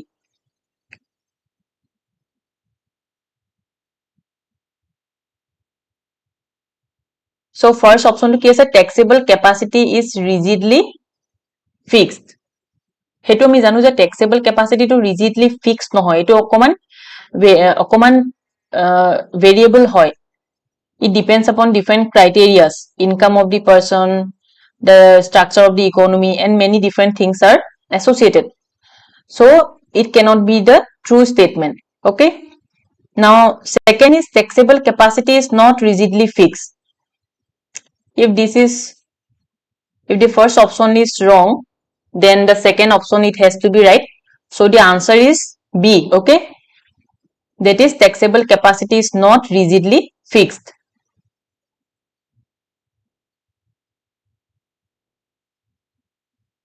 now kisumana answer dise D taxable capacity increases if wealth is more equally distributed this is not true option যেহেতু taxable capacity to increase হই না যায় it remains stagnant if wealth is more equally distributed অর্থাৎ taxable capacity to কি হয় আমাৰ এনেকুৱাকে কৰা হৈছে যে আমাৰ progressive tax system হয় আমাৰ অৰ্থাৎ richer section of the society they will pay more and the poorer section of the society they will pay less কিন্তু equal যদি সবৰে যদি wealth সমান হৈ যায় তেতিয়া taxable capacity to increase হৈ না যায় এটো এটা stagnant stage ত হে আহি যাব হেতু কাৰণে option D to answer নহয় শুদ্ধ উত্তৰ নহয় that's why B is the correct option okay let us move to the next question that is which of the following statement is true in case of direct tax first option is that there is no impact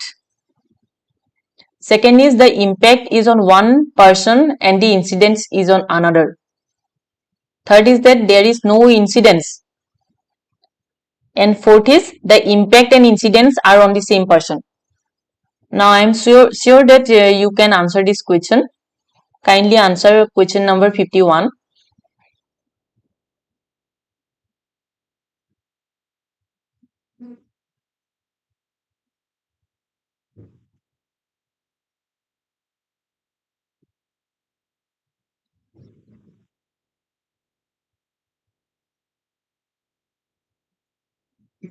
I am waiting for the answer yes the answer is D that is the impact and incident it falls on the same person okay now let us move to the next question that is which of the following is a demerit of direct tax so here you see demerit of direct tax so huda hoise hetu karone mo koisilu je public finance jikunu bostu tumalake ইমান elaborately sabo na lage kintu point wise tumalke kisman monot rakhi loba jate questions bu attempt koribo para that is first option is they are uncertain second is they are regressive fourth is they do not create civic consciousness in the taxpayer and they can be evaded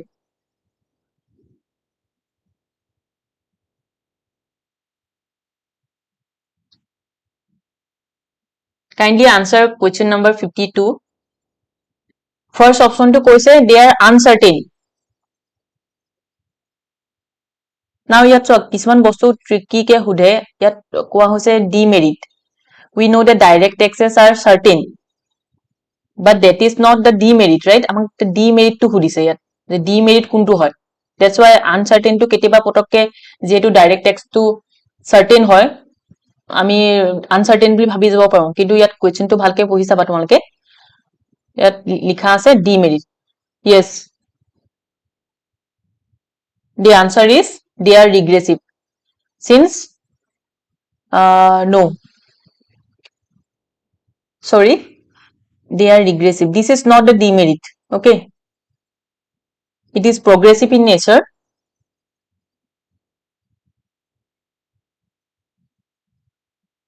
Yes, the answer is D. That is they can be evaded. আমি জানো যে tax direct tax ৰ এটা demerit হৈছে that tax evasion to possible হয়, যেহেতু আমি জানো যে black money এটা ডাঙৰ cause হয় ইকনমিৰ revenue generate নোহোৱাৰ কাৰণে, so tax evasion is one of the reason. Okay, so the demerit of direct tax is that they can be evaded. Let us move to the next question, that is a tax on commodity tends to be shifted from producer to the consumer and from the consumer dash to the producer. ইয়াত আমি forward and backward shifting ৰ কথা মনত পেলাইছিলো, kindly recall what I have taught. Consumer to forward shifting ৰ লগত related না backward shifting ৰ লগত?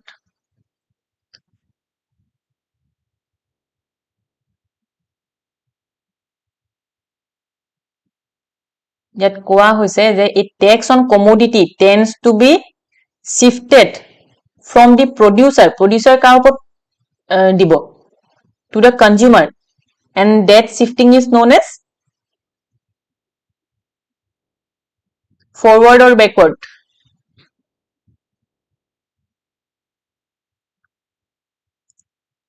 Sorry,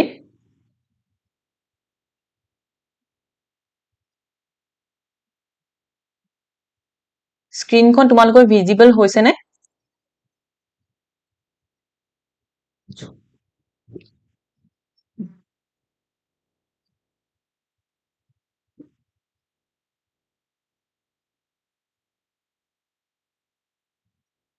Yes, the answer is coming, that is option B, right? Producer সদায় consumer লে যেটা shift কৰে হেতু আমি forward shifting বুলি কওঁ, and from the consumer back to the producer is backward. That is option B will be the correct answer.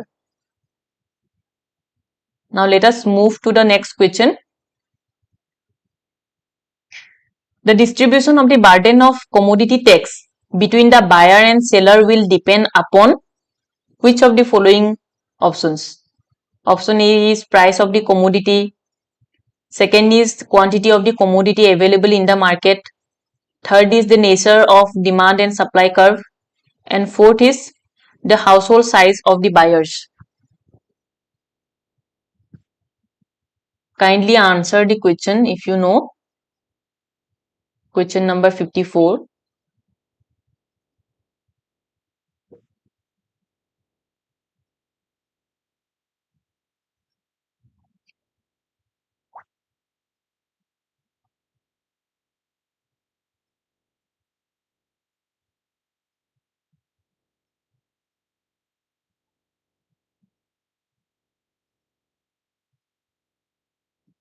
Yes, answer, someone answered C.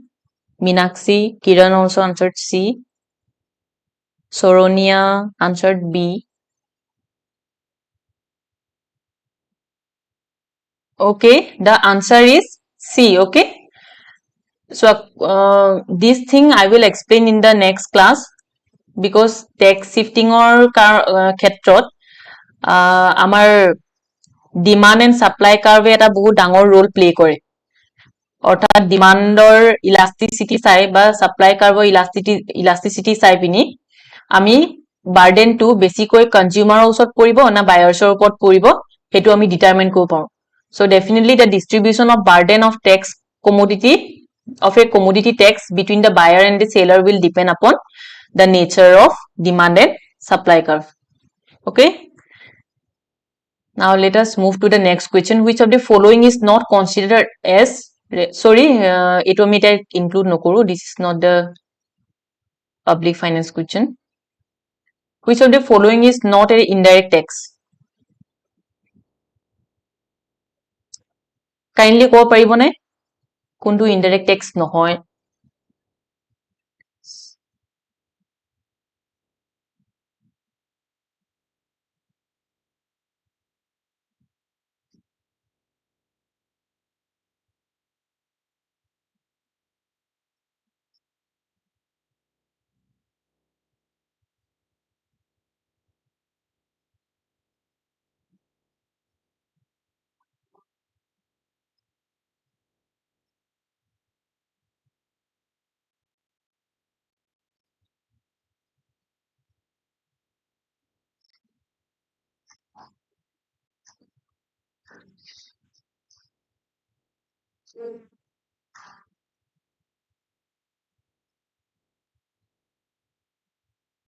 So ইয়াত তোমালোকে যেহেতু দেখিছাই যে types of direct tax মই দিয়া গৈছো, which of the following is not an indirect tax? The answer is gift tax, because gift tax is a direct tax. Okay, তোমালোকে এখানে যিমানখিনি direct tax আছে indirect tax আছে এইখিনি অলপ মনত ৰাখি লবা. Yes, answer আহিছিলে A. Yes, gift tax is the answer. It is not an indirect tax.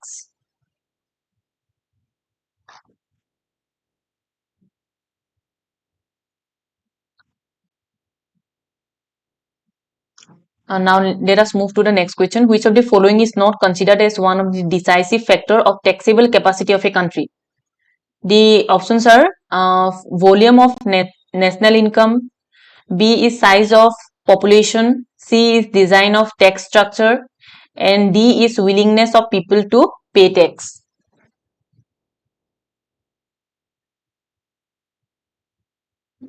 Kindly answer the question if you know. Which of the following is not considered as a decisive factor of taxable capacity of the country?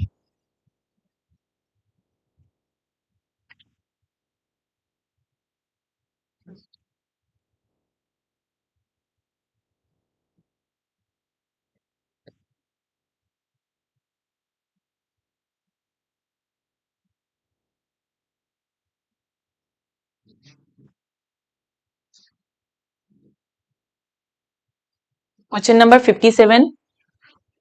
Answer to কোনোবাই জানে নেকি? Kindly comment section ত জনাব. 7 এ কৈছে Meenakshi Kakotiye কৈছে option B. Any other guesses? B. Rudrani said D. Momi Sutia B. Mayuri B.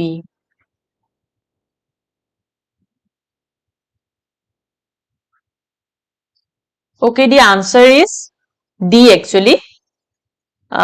A, B, C, these are not decisive factor. You see, first to ami jodi sai long clarification to volume of national income. It is not considered as a it is considered as a decisive factor. Yet huda hoise je which is not considered as a decisive factor. Volume of national income upor taxable capacity to definitely rely koribo. And size of the population is also a determining factor, because you see, when population of a country increases, if the population is higher on the working age group, then income of the economy will also increase, and it will affect the taxable capacity of the country. And similarly, design of tax structure also determines the taxable capacity of the country. Which one is not the decisive factor is the willingness of the people to pay tax. Definitely willingness of people will affect the amount of revenue that will be generated, but it cannot be a decisive factor of taxable capacity. Okay, let us move to the next question. Tax evasion implies, kindly তোমালোকে answer to জলদি দিবা যিহেতু session to বহুত দীঘল হৈছে. Tax evasion implies postponement of tax payment. Next is illegal non-payment or underpayment of tax. Third is the arrangement of one's financial affair to minimize tax liability within the law. and fourth is miscalculation of taxation.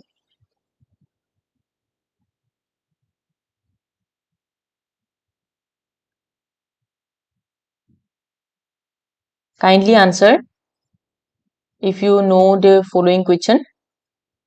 Tax evasion. যেহেতু জানো যে tax evasion to it is one kind of illegal act. Okay, tax evasion is a kind of illegal act through which one can hide one's true income and pay less or may ignore the payment of tax. That's why option B will be the correct answer. Yes, answer ahise B. Okay, thank you. Let us move to the next question. Which of the following is not an instrument of fiscal policy? And this question we can skip today because we have not started this part. Now this is another question, that is direct tax are unpopular, progressive, unable to touch all sections of the society, and all of the above. Now let me know if you know the answer of 67.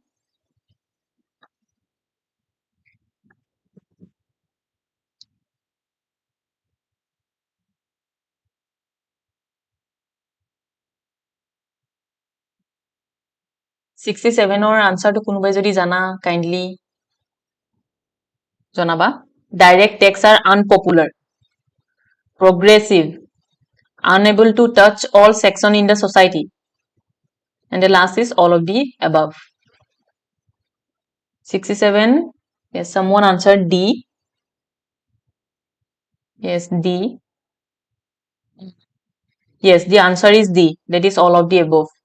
We know that direct tax to iman popular nohoy karon it is a kind of tax which so jar upor impose kore teoi tax to pay kore, so it is also unpopular. And the second is that direct taxes are progressive in nature, but yes, direct tax cannot is not able to touch all sections of the society, so the answer will be all of the above. Now let us shift to the last question. Shifting of tax refers to imposing the tax on a different person than the initial taxpayer. Second is process of transfer of tax from one who first pays it to the one who finally bears it. Third is lifting the taxpayer from one place to another. And fourth is all of the above. Kindly answer if you know answer of question number 69.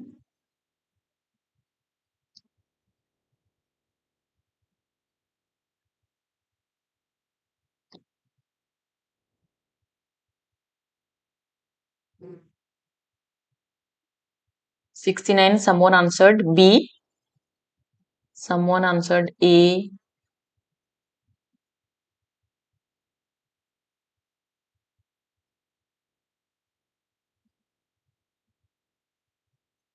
Yes, the answer is B. That is, it is the process of transfer of the tax from one who first pays it to the one who finally bears it.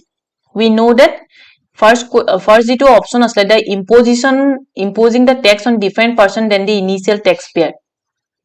Hetu nohoy, option B to hobo. A third the two option is lifting the taxpayer from one place to another. This cannot be the option. So option B. That is, it refers to the transfer of tax from one who first pays it to the one who finally bears it. So আজি আমি ইমানখিনি question লৈকে সামৰণি মাৰো.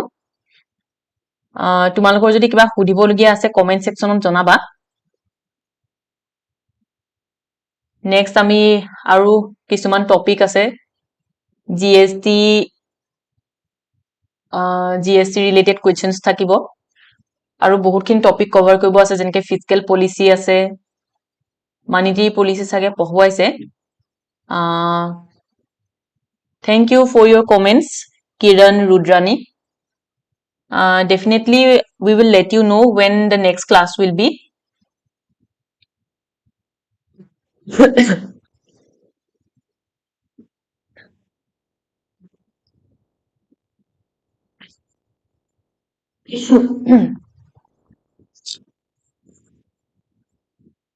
So আজি আমি সেশনটো ইয়াতে সামৰণি মাৰিছো thank you for your cooperation thank you everyone